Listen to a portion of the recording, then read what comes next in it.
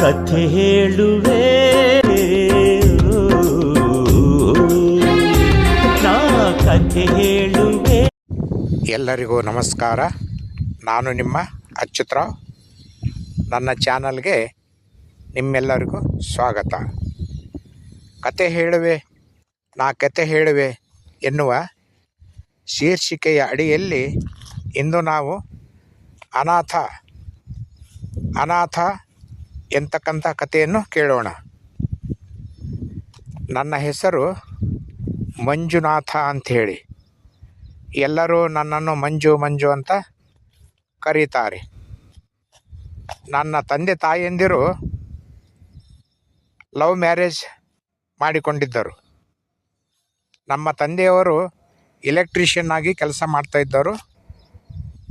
ಅವರು private ಬಿಲ್ಡಿಂಗ್ನಲ್ಲಿ electrician ಆಗಿ ಈ ಅಪಾರ್ಟ್ಮೆಂಟು ಬಿಲ್ಡಿಂಗ್ಸ್ ಕನ್ಸ್ಟ್ರಕ್ಷನ್ನಲ್ಲಿ ಎಲೆಕ್ಟ್ರಿಷಿಯನ್ ಆಗಿ ಕೆಲಸ ಮಾಡ್ತಾಯಿದ್ರು. ನಮ್ಮ ತಾಯಿಯವರು ಮನೆ ಕೆಲಸ ಮಾಡಿಕೊಂಡು ಅಲ್ಲಲ್ಲಿ ಬೇರೆಯವರ ಮನೆಗಳಿಗೆ ಹೋಗಿ ಮನೆ ಕೆಲಸ ಮಾಡ್ತಾಯಿದ್ರು. ಮುಸುರಿ ಕಸ ಅಂಥದ್ದೆಲ್ಲ ಮಾಡ್ತಾಯಿದ್ರು.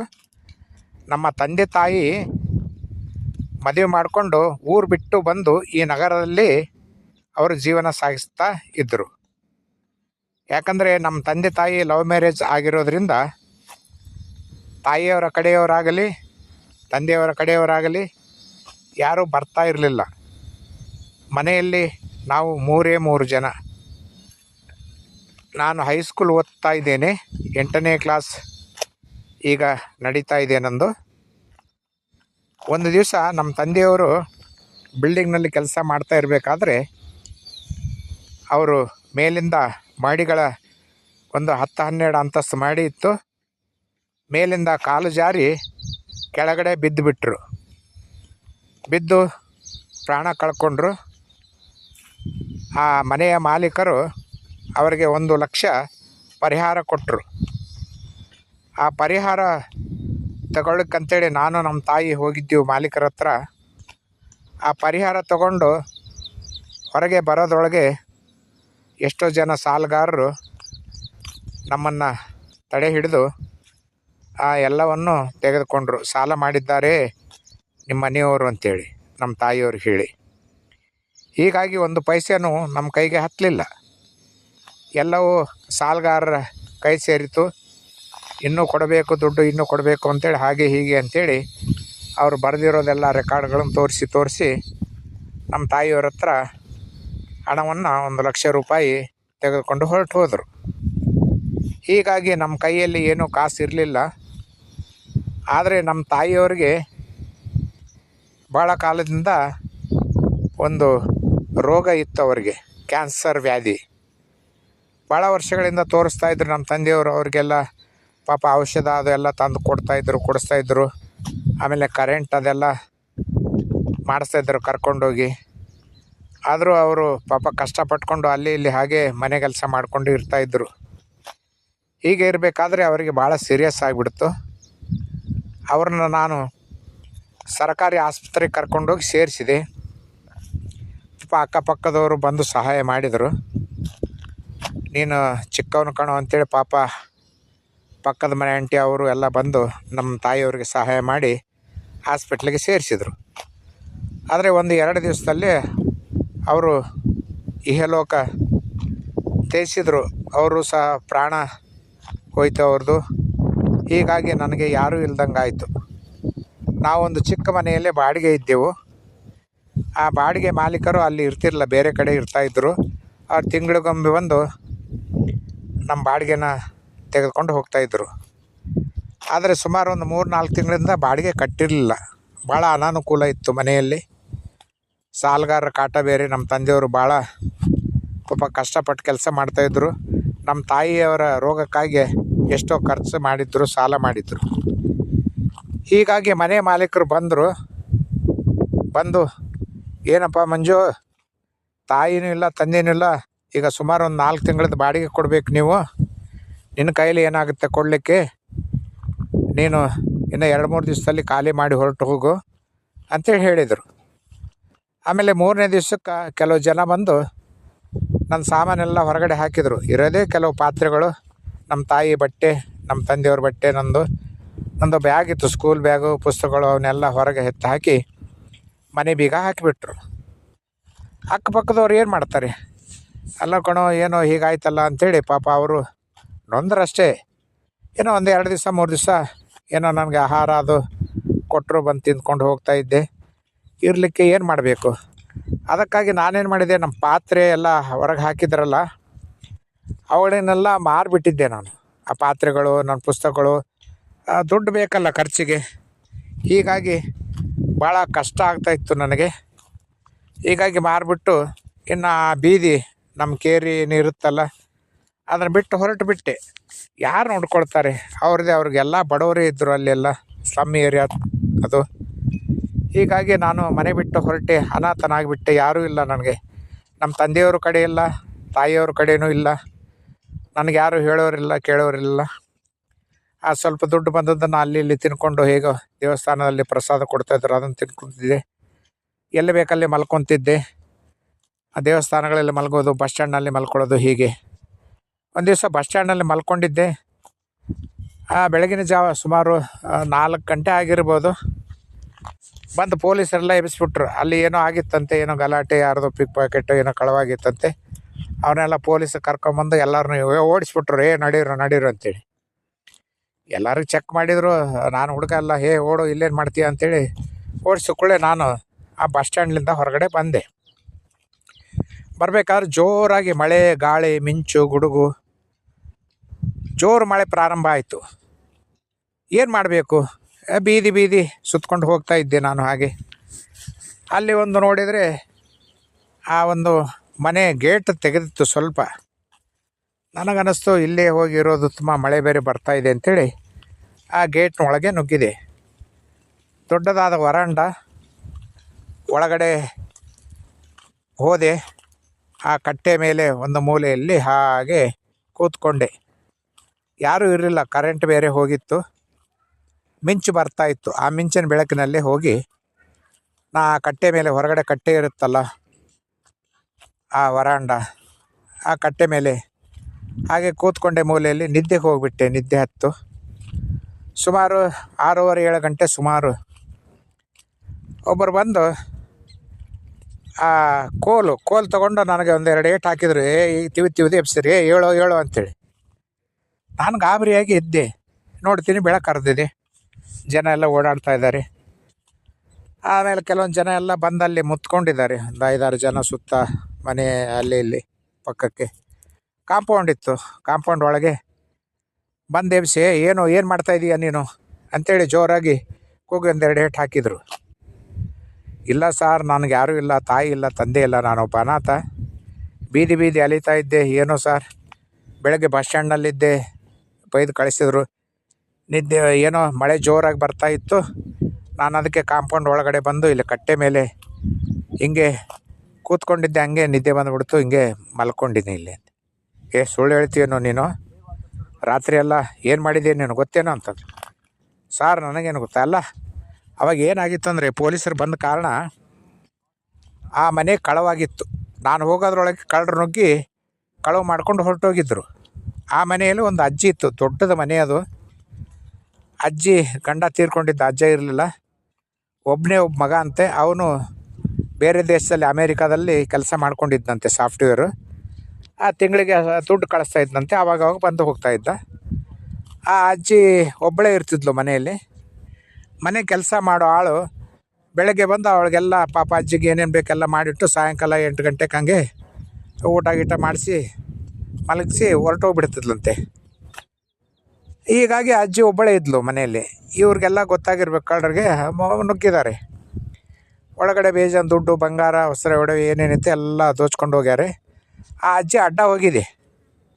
ಅಡ್ಡ ಹೋದೋದಕ್ಕೆ ಆ ಅಜ್ಜಿಗೆ ಏನು ಮಾಡ್ಯಾರ, ನೂಕು ಬಿಟ್ಟರೆ ಬಿದ್ದುಬಿಟ್ಟು ತಲೆಗೆ ಪೆಟ್ಟಾಗಿದೆ. ಆಕೆಗೆ, ಅಜ್ಜಿಗೆ ತಲೆಗೆ ಪೆಟ್ಟಾಗಿ ಮೂರ್ಛೆ ಹೋಗಿದ್ದಾಳೆ. ಮೂರ್ಛೆ ಹೋಗಿ ಇವರೆಲ್ಲ ದೋಚ್ಕೊಂಡು ಹೋಗ್ಬಿಟ್ಟಾರೆ. ಆವಾಗ ನಾನು ಅಲ್ಲಿಗೆ ಹೋಗಿದ್ದೇನೆ, ನನಗೆ ಗೊತ್ತಿಲ್ಲ. ಅವರು ಕಳ್ಳರು ಹೋದ್ಮೇಲೆ ನಾನು ಅಲ್ಲಿ ಹೋಗಿ ಮಲ್ಕೊಂಡಿದ್ದೀನಿ. ಈ ಪೊಲೀಸರು ಬಂದರು. ಏನೋ ಕಳವು ಮಾಡಿದೆಯಾ, ಅಜ್ಜಿ ನೋಡಲ್ಲಿ ಬಿದ್ದುಕೊಂಡಿದ್ದಾರೆ. ಪಾಪ ಪ್ರಾಣ ಹೋಗಿಬಿಟ್ಟಿದೆ ಅಜ್ಜಿದು. ಇವರೆಲ್ಲ ಪೊಲೀಸರು ಹೋಗಿ ನೋಡ್ತಾರೆ, ಪ್ರಾಣ ಇಲ್ಲ. ನನ್ನ ಮೇಲೆ ಹಾಕಿದರು, ನೀನೇ ಇಲ್ಲಿದೆಯಾ, ಹೇಳು, ಯಾರನ್ನ ಕರ್ಕೊಂಬಂದು ಇಲ್ಲಿ ಕಳವು ಮಾಡಿಸಿದ್ಯಾ ನೀನು ಹಾಂ, ಎಲ್ಲಿದ್ದಾರೆ ಕಳ್ಳರು? ನೀನಂತೂ ಮಾಡಲ್ಲ ಹುಡುಗ ನೀನು. ನಿನ್ನ ಜೊತೆ ಯಾರ್ಯಾರಿದ್ರು ಏನೇ ಅಂತೇಳಿ ಜೋರಾಗಿ ಹೊಡೆದು ನನಗೆ ಕರ್ಕೊಂಡೋಗಿ ಸ್ಟೇಷನ್ನಲ್ಲಿ ಹಾಕಿದರು. ಅಲ್ಲಿಂದ ನನಗೆ ರಿಮಾಂಡ್ ರೂಮಿಗೆ ಹಾಕಿದರು, ಕೋರ್ಟಿಗೆ ಕರ್ಕೊಂಡೋದ್ರು. ಅಲ್ಲಿಂದ ಏನೇನಾಯಿತು, ನಾನು ಪಾಪ ಚಿಕ್ಕವ್, ನನಗೇನು ಗೊತ್ತಾಗಲಿಲ್ಲ. ತೊಗೊಂಡೋಗಿ ಆ ರಿಮಾಂಡ್ ರೂಮಿಗೆ ಹಾಕಿದರು. ರಿಮಾಂಡ್ ರೂಮ್ನಲ್ಲಿ ಇದ್ದೆ ನಾನು. 3 ದಿವ್ಸದಾಗ ಊಟ ಇಲ್ಲ, ತಿಂಡಿ ಇಲ್ಲ, ನನಗೆ ಹೋಗ್ತಾ ಇಲ್ಲ. ದುಃಖ ಬೇರೆ, ಯಾರೂ ಇಲ್ಲ ನನಗೆ. ಭಾಳ ಕಷ್ಟ ಆಗ್ತಾಯಿತ್ತು. ಅಲ್ಲೆಲ್ಲ ಬೇರೆ ಬೇರೆ ಹುಡುಗರಿದ್ದರು, ಎಲ್ಲ ಗಲಾಟೆ ಮಾಡ್ಕೊಂಡಿರೋರು, ಬಡ್ದಾಡ್ಕೊಂಡಿರೋರು, ತಲೆ ಹೊಡ್ಕೊಳ್ಳೋರು, ಕೈಕಾಲು ಮುರ್ಕೊಳ್ಳೋರು. ಅಲ್ಲಿ ಒಬ್ಬರು ವಾರ್ಡನ್ ಇದ್ದರು, ಒಂದು 2-3 ಜನ ಶಿಕ್ಷಕರಿದ್ದರು. ಬಂದು ಹೋಗ್ತಾಯಿದ್ರು ಅವರು. ಅಲ್ಲಿ ವಾರ್ಡನ್ ಯಾವಾಗಲೂ ಇರೋರು ಅಲ್ಲೇ ನಮ್ಮ ಜೊತೆಗೆ. ನನ್ನನ್ನು ನೋಡಿದ್ರು ಅವರು ವಾರ್ಡನ್ನು. ನಾನು ಸುಮ್ಮನೆ ಇರ್ತಾಯಿದ್ದೆ. ಊಟ ಮಾಡಿದರೆ ಮಾಡ್ತಿದ್ದೆ, ಇಲ್ಲಾಂದರೆ ಇಲ್ಲೇ ಮಾಡ್ತಿರ್ಲಿಲ್ಲ. ಏನೋ ಒಂಥರ ಆಗ್ತಾಯಿತ್ತು ನನಗೆ. ಅವ್ರು ಬಂದು ಪಕ್ಕಕ್ಕೆ ಕೂತ್ಕೊಂಡು ನಿವರ್ಸಿದ್ರು. ಏನೋಪ್ಪ, ಏನೇನು ಮಾಡಿದೆ, ಏನೇನಿಲ್ಲ, ಯಾಕೆ ಇಲ್ಲಿ ಬಂದಿ ಅಂತ ಎಲ್ಲ ನಿಧಾನವಾಗಿ ಕೇಳಿದೆ. ನಾನು ಹೇಳಿದೆ ಹೀಗೀಗೆ ಸರ್ ಅಂತೇಳಿ. ಅವ್ರ ಹೆಸರು ಶಿವಪುತ್ರಪ್ಪ ಅಂಥೇಳಿ, ಅವರು ವಾರ್ಡನ್ರು. ಪಾಪ ನನ್ನ ಮೇಲೆ ಏನೋ ಕರುಣೆ ಬಂತು. ಹುಡುಗ ಒಳ್ಳೆಯವನಿರಬೇಕು, 3 ದಿವಸದಿಂದ ಆಯಿತು ಪಾಪ ಸುಮ್ಮನೆ ಇದ್ದಾನೆ, ಯಾರ ಜೊತೆಗೆ ಹೋಗಲ್ಲ, ಗಲಾಟೆ ಮಾಡ್ಕೊಳ್ತಾ ಇಲ್ಲ ಅಂತೇಳಿ. ಆವಾಗಲಿಂದ ನನಗೆ ಭಾಳ ಪ್ರೀತಿ ಮಾಡ್ಲಿಕ್ಕತ್ತರು. ಆಮೇಲೆ ನಂದೆಲ್ಲ ಕೇಳಿದ್ರು, ಯಾವ ಸ್ಕೂಲು ಏನು ಅಂತೇಳಿ. ಅಲ್ಲೆಲ್ಲ ಹೋಗ್ಬಿಟ್ಟು ನಾನು ಕರ್ಕೊಂಡೋಗಿ ನಾನು ಸರ್ಟಿಫಿಕೇಟ್ಸು ಅದೆಲ್ಲ ತಂದು ತಮ್ಮ ಇದರಲ್ಲೇ ಹಚ್ಕೊಂಡ್ರು ಹೆಸರು. ಅಲ್ಲೇ ನಾನು ಅವರ ಹತ್ರನೇ ನಾನು ಕಲಿತಾ ಹೋದೆ. ರಿಮಾಂಡ್ ರೂಮ್ನಲ್ಲೇ ಕ್ಲಾಸಸ್ ತೊಗೊಳ್ತಾಯಿದ್ರು. ಚೆನ್ನಾಗಿ ಓದ್ಕೊಳ್ತಾ ಹೋದೆ. ಅವರು ಪಾಪ ಪ್ರೋತ್ಸಾಹ ಕೊಡ್ತಾ ಬಂದರು ನನಗೆ. ಅವರು ನನ್ನ ಮಗನ ಥರ ನೋಡ್ಕೊಳ್ತಾ ಹೋದರು. ಅವ್ರಿಗೂ ಯಾರೂ ಇರಲಿಲ್ಲ, ಮದುವೆ ಆಗಿರಲಿಲ್ಲ, ಮಕ್ಕಳಿರಲಿಲ್ಲ. ಅವರು ಒಬ್ಬ ಅನಾಥರಂತೆ. ಅವರು ಏನೋ ಕಷ್ಟಪಟ್ಟು ಬಂದು ಇಲ್ಲಿ ಕೆಲಸ ಮಾಡ್ತಾಯಿದ್ರು. ನನ್ನನ್ನು, ಅವ್ರಿಗೆ ಯಾರೂ ಇರಲಿಲ್ಲಲ್ಲ, ನನ್ನನ್ನು ಮಗನ ಥರ ನೋಡ್ಕೊಳ್ತಾಯಿದ್ರು. ಹೀಗಾಗಿ ನಾನು ಅವ್ರನ್ನ ತಂದೆ ಪ್ರೀತಿ ಪಡಿತಾ ಇದ್ದೆ. ತಂದೆ ಥರನೇ ನನಗೆ ಅನ್ನಿಸ್ತಾ ಇತ್ತು. ಒಳ್ಳೆಯದಾಯಿತು ಅಂಥೇಳಿ SLC ಆಯಿತು, PUC ಆಯಿತು. ಹೀಗೆ ನನಗೆ ಪ್ರೋತ್ಸಾಹ ಕೊಟ್ಟರು. ಪಾಪ ಅವರು ತಿಂಡಿ ಅದು ಇದು ತಂದು ಕೊಡ್ತಾಯಿದ್ರು ನನಗೆ. ಎಲ್ಲ ಚೆನ್ನಾಗಿ ಡ್ರೆಸ್ಸುಗಳು ಅದು ಇದು ಏನೇನು ಬೇಕು ಸ್ಕೂಲ್ಗೆ ಎಲ್ಲನೂ ಒದಗಿಸ್ತಾಯಿದ್ರು ನನಗೆ. ಹೀಗಾಗಿ ನಾನು MSc ಮಾಡಿದೆ. MSc ಮಾಡಿ M.Ed ಮಾಡಿದೆ. ಲೆಕ್ಚರಾಗಿ ಕೆಲಸಕ್ಕೆ ಸೇರಿಕೊಂಡೆ. ಅವರು ಪ್ರೋತ್ಸಾಹಿಸಿದ್ರು, ಕೆಲಸನೂ ಕೊಡಿಸಿದ್ರು. ಎಲ್ಲ ಪಾಪ ನನಗೆ ಅನುಕೂಲ ಮಾಡಿಕೊಟ್ರು. ಅವರಿಂದ ನಾನು ಮುಂದೆ ಬರ್ತಾಯಿದ್ದೆ. ಕೆಲಸನೂ ಸಿಕ್ತು. ಕೆಲವು ದಿವಸ ಕೆಲಸ ಮಾಡಿದೆ. ಆದರೆ ನನಗೆ ನೆಮ್ಮದಿ ಇರಲಿಲ್ಲ. ಏನಾದರೂ ಮಾಡಬೇಕು, ಏನಾದರೂ ಸಾಧಿಸಬೇಕು ಜೀವನದಲ್ಲಿ. ಅನಾಥನಾಗಿ ಬೆಳೆದು ಬಂದಿದ್ದೇನಲ್ಲ, ಏನು ಮಾಡಬೇಕು ಅಂತೇಳಿ ಯೋಚನೆ ಮಾಡಿ ಅವ್ರಿಗೆ ಕೇಳಿದೆ, ಏನು ಸರ್, ಏನು ಮಾಡಬೇಕು, ನಾನು ಏನೋ ಜೀವನದಲ್ಲಿ ಸಾಧಿಸ್ಬೇಕಂತ ಇದ್ದೀನಿ ಅಂತಂದಾಗ, ಏನು ಮಾಡ್ತೀಯಪ್ಪ, ಏನು ಮಾಡಬೇಕಂತಿದೆಯಾ ಹೇಳು ಅಂತಂದರು. ಇಲ್ಲ ಸರ್, ನಾನೊಂದು ಅನಾಥಾಶ್ರಮ ತೆಗಿಬೇಕಂತ ಮಾಡಿದ್ದೀನಿ. ನಾನು ಭಾಳ ಕಷ್ಟ ಅನುಭವಿಸಿದ್ದೀನಿ. ನಂತರ ಎಷ್ಟೋ ಮಕ್ಕಳಿದಾರಲ್ಲ ಕಷ್ಟ ಅನುಭವಿಸ್ತಾ ಇದ್ದಾರೆ. ಪಾಪ ಅವರಿಗೋಸ್ಕರ ನಾನೊಂದು ಅನಾಥಾಶ್ರಮ ತೆಗೆದ್ರೆ ಬಂದು ಇಲ್ಲಿ ಓದ್ಕೊಂಡು ಇರ್ತಾರೆ ಅಂತ ಹೇಳಿದೆ. ಸರಿ ಬಿಡಪ್ಪ, ಒಳ್ಳೆಯದೇ ಅಂತ ಹೇಳಂದ್ರು. ಅವರು ಪಾಪ ರಿಟೈರ್ಡ್ ಟೈಮ್ ಬಂದಿತ್ತು, ರಿಟೈರ್ಡ್ ಆದರು. ನಾನು ಕೆಲಸ ಮಾಡ್ತಾಯಿದ್ದೆ. ಆವಾಗ ಹೇಳಿದರು, ಸರಿ ನಂದು ರಿಟೈರ್ಡ್ ಆಗಿದೆ ಅಂಥೇಳಿ. ರಿಟೈರ್ಡ್ ಆದಮೇಲೆ ಬಂದು ದುಡ್ಡೆಲ್ಲ ನನಗೆ ತಂದು ಕೊಟ್ಟರು. ಅವ್ರದ್ದು ಹೊಲ ಇತ್ತಂತೆ, ಹೊಲ ಮನೆ ಹಳ್ಳಿಯಲ್ಲಿ. ಅದನ್ನೆಲ್ಲ ಮಾರಿ ಆ ದುಡ್ಡನ್ನೆಲ್ಲ ಕೊಟ್ಟರು. ಮತ್ತು ಅನೇಕ ಈ ದಾನಿಗಳು ಇರ್ತಾರಲ್ಲ, ಅವ್ರು ಪರಿಚಯ ಮಾಡಿಸಿದ್ರು. ಎಷ್ಟೋ ಜನ ದಾನಿಗಳು ನಮ್ಮ ಒಂದು ಈ ಅನಾಥಾಶ್ರಮ ತೆಗಿತೀನಿ ಅನ್ನೋದಕ್ಕೆ ಸಹಾಯ ಮಾಡಲಿಕ್ಕೆ ಒಪ್ಕೊಂಡ್ರು. ಅವರಂದರು, ನೋಡೋ ಮಂಜುನಾಥ, ಅನಾಥಾಶ್ರಮ ಅಂತ ಬೇಡ, ಅನಾಥ ಶಾಲೆ ಮಾಡಿಬಿಡೋಣಪ್ಪ, ನಾನು ನಿನ್ನ ಜೊತೆ ಇರ್ತೀನಿ, ಸಹಾಯ ಮಾಡ್ತೀನಿ ಅಂತಂದರು. ನಾನು ಭಾಳ ಸಂತೋಷ ಆಯಿತು. ಏನು ಮಾಡಬೇಕು, ಎಂಥವ್ರು ಸಿಕ್ಕರಲ್ಲ ನನಗೆ. ಪುಣ್ಯ ಸಾರ್, ಒಳ್ಳೆಯ ಪುಣ್ಯದ ಕೆಲಸ ಇದು ಅಂತೇಳಿದ್ರೆ ಎಲ್ಲ ಮಾರ್ಗ ತೋರಿಸಿದ್ರು ನನಗೆ, ಹೇಗೆ ಮಾಡಬೇಕು ಏನಿಲ್ಲ ಅಂಥೇಳಿ. ಒಂದು ಬಾಡಿಗೆಗೆ ಒಂದು ದೊಡ್ಡದಾದ ಒಂದು ಮನೆ ತೊಗೊಂಡು, ಬಿಲ್ಡಿಂಗು, ಒಂದು 2 ಅಂತಸ್ತು ಬಿಲ್ಡಿಂಗ್ ತೊಗೊಂಡು ನಿಧಾನವಾಗಿ ಪ್ರಾರಂಭ ಮಾಡಿದ್ವಿ ಅನಾಥ ಶಾಲೆಯನ್ನು. ಆ ಮಕ್ಕಳು ಬರ್ಲಿಕ್ಕತ್ತಿದ್ರು. ಆ ಪೇಪರ್ ಆರಿಸೋರು, ಅದೆಲ್ಲ ಆರಿಸಿರ್ತಾರಲ್ಲ, ಬಾಟ್ಲುಗಳು, ಅದು ಇದು ಪೇಪರು, ಪ್ಲಾಸ್ಟಿಕ್ಕು ಅಂತಂಥ ಮಕ್ಕಳನ್ನ ಹುಡುಕಿ ಕೇಳಿಕೊಂಡು ಯಾರೂ ಇಲ್ಲ ಅಂತಂದಾಗ ಅವರೆಲ್ಲ ಕರ್ಕೊಂಬಂದು ಹಾಗೂ ಹೀಗೂ ಮಾಡಿ ಆ ಶಾಲೆಯಲ್ಲಿ ಅಡ್ಮಿಷನ್ ಮಾಡಿಸ್ಕೊಂಡು ಪ್ರಾರಂಭ ಮಾಡಿದ್ವಿ. ಪ್ರಾರಂಭ ಮಾಡ್ತಾ ಅನೇಕ ದಾನಿಗಳು ನಮಗೆ ಸಹಾಯ ಮಾಡ್ತಾ ಹೋದರು. ನೋಡಿಕೊಂಡ್ರು, ಒಳ್ಳೆ ಚೆನ್ನಾಗಿ ನೀಟಾಗಿ ಕೆಲಸ ಪ್ರಾರಂಭ ಮಾಡಿದ್ವಿ, ಒಳ್ಳೆಯ ಶಾಲೆಯೂ ಚೆನ್ನಾಗಿತ್ತು, ಮಕ್ಕಳು ಬುದ್ಧಿವಂತರಾಗ್ತಾ ಹೋದರು. ಹೀಗಾಗಿ ಎಲ್ಲರೂ ದಾನಿಗಳು ಸೇರಿ ಒಂದು ಒಳ್ಳೆಯ ಸ್ಥಳ ನೋಡಿ ನಮಗೆ ಅನುಕೂಲ ಮಾಡಿಕೊಟ್ರು. ಅಲ್ಲೆಲ್ಲ ಬಿಲ್ಡಿಂಗು ಆಯಿತು, ದೊಡ್ಡದಾಗಿ ಬಿಲ್ಡಿಂಗ್ ಕನ್ಸ್ಟ್ರಕ್ಷನ್ ಆಯಿತು, ದೊಡ್ಡ ಅನಾಥ ಶಾಲೆ ಪ್ರಾರಂಭ ಆಯಿತು. ಎಷ್ಟೋ ಮಕ್ಕಳು ಅಲ್ಲಿ ಬಂದರು. ಆ ದಾನಿಗಳು ಸಹ ಭಾಳ ಸಂತೋಷಗೊಂಡು ನಮಗೆಲ್ಲ ಸಹಾಯ ಮಾಡ್ತಾ ಹೋದರು. ನಮ್ಮ ಅಪ್ಪ ಅವರು, ನಮ್ಮ ಏನು ತಂದೆ ಇದ್ರಲ್ಲ, ಸಾಕು ತಂದೆ, ಅವರು ಭಾಳ ಖುಷಿಯಿಂದ ನನಗೆ ಸಪೋರ್ಟ್ ಮಾಡ್ತಾ ಬಂದರು. ಬರ್ತಾ ಬರ್ತಾ ಒಳ್ಳೆ ಶಾಲೆ ಜೋರಾಗಿ ನಡೀತಾ ಹೋಯಿತು. ಕೆಲವು ದಿವಸಗಳ ಹಿಂದೆ ನಮ್ಮ ಸಾಕು ತಂದೆಯವರು ಅವರು ಕೈಲಾಸವಾಸಿ ಆದರು, ತೀರ್ಕೊಂಡ್ರು. ಏನು ಮಾಡೋಕ್ಕಾಗುತ್ತೆ, ನಾನೊಬ್ಬನೇ ಅದೇ.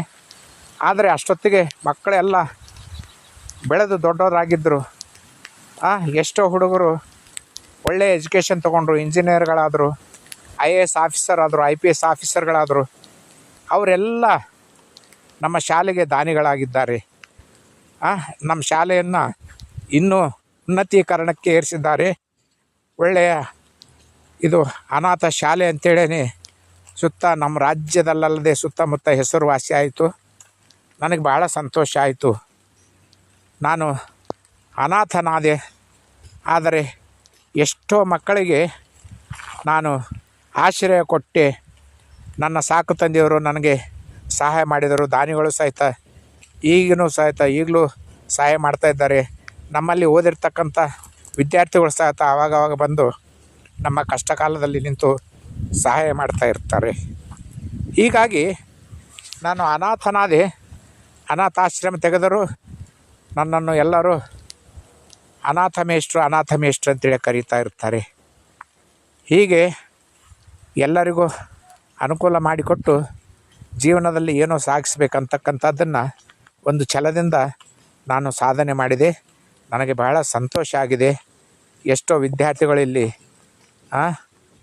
ಪಾಠಗಳನ್ನು ಪಡೆದು ಮುಂದೆ ಬಂದು ಅವರು ತಮ್ಮ ಜೀವನವನ್ನು ಭಾಳ ಸಂತೋಷದಿಂದ ಒಳ್ಳೆಯ ರೀತಿಯಲ್ಲಿ ನ್ಯಾಯ ನೀತಿ ಧರ್ಮದಲ್ಲಿ ಅವರು ಸಾಗಿಸ್ತಾ ಇದ್ದಾರೆ, ನಮಗೂ ಅನುಕೂಲ ಮಾಡಿಕೊಡ್ತಾ ಇದ್ದಾರೆ.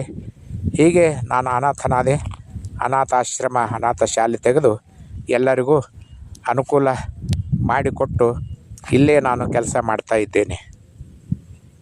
ಬಂಧುಗಳೇ, ಕೇಳಿದರಲ್ಲ ಅನಾಥ ಅಂತಕ್ಕಂಥ ಈ ಕಥೆಯನ್ನು ನೋಡಿ. ಆ ಮಗು 8ನೇ ಕ್ಲಾಸ್ನಲ್ಲಿದ್ದು ಓದಿಕೊಂಡು ಅನಾಥ ಶಾಲೆ ತೆಗೆದು ಅನಾಥ ಮಕ್ಕಳಿಗೆ ಎಷ್ಟೋ ಮಕ್ಕಳಿಗೆ ಆಶ್ರಯ ಕೊಟ್ಟರು ಅಂತಕ್ಕಂಥದ್ದು. ದಯವಿಟ್ಟು ಈ ಕಥೆಯನ್ನು ಕೇಳಿ ಮುಂಬರುವ ಕಥೆಯನ್ನು ಕೇಳ್ತಾ ಹೋಗಿ ಮತ್ತು ನನ್ನ ಚಾನಲ್ ಸಬ್ಸ್ಕ್ರೈಬ್ ಮಾಡಿ ಅಂತಕ್ಕಂಥದ್ದನ್ನು ಕೇಳ್ತಾ ಎಲ್ಲರಿಗೂ ನನ್ನ ನಮಸ್ಕಾರಗಳು.